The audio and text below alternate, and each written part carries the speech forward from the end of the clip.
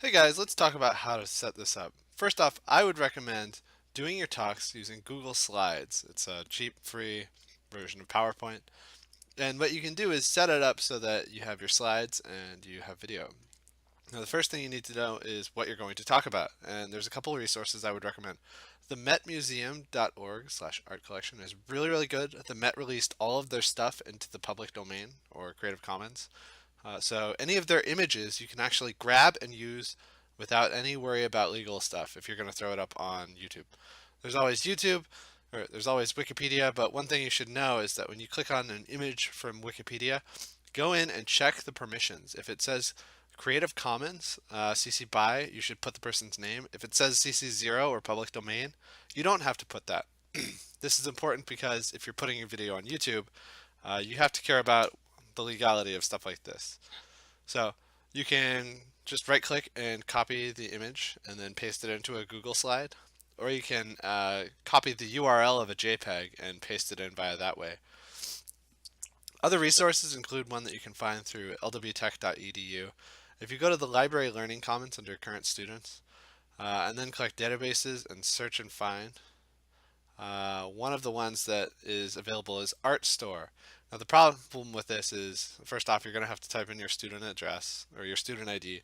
You may have to create an account, and then another hassle with them is that these images are not necessarily Creative Commons or public domain. So a lot of times you would not be able to use these on a YouTube video where you vlog about art and then post it and have any problems.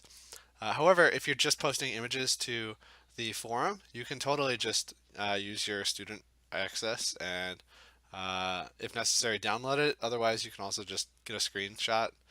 You have legal use within our school to have a discussion about it.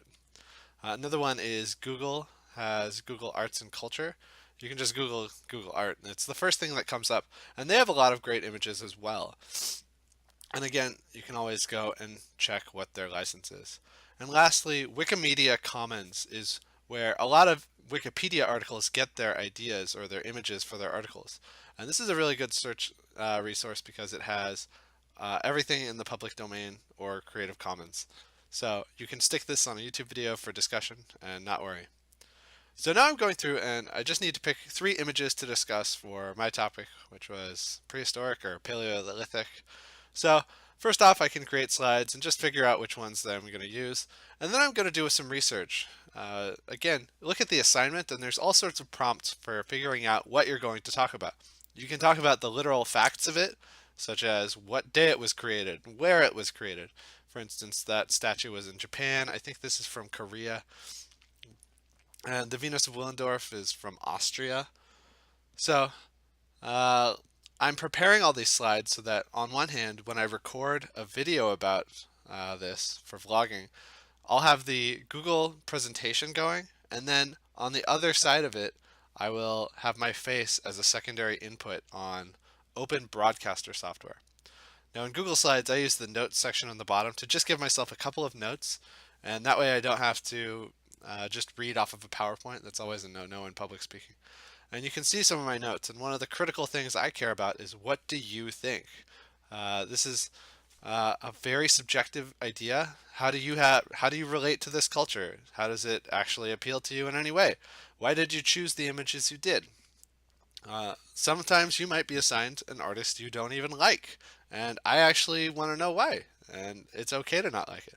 For instance, I like this guy because he looks kind of like a Final Fantasy bad guy, one of the ones that just has like 2 animations.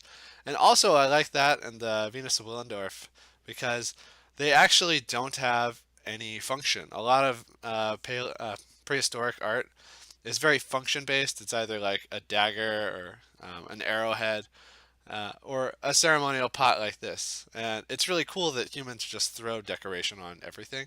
But it's also really cool when they start having art objects for no other reason than for pleasure or just because they like having art. Uh, Now, the next thing you're going to need to look up is how to record yourself with this stuff.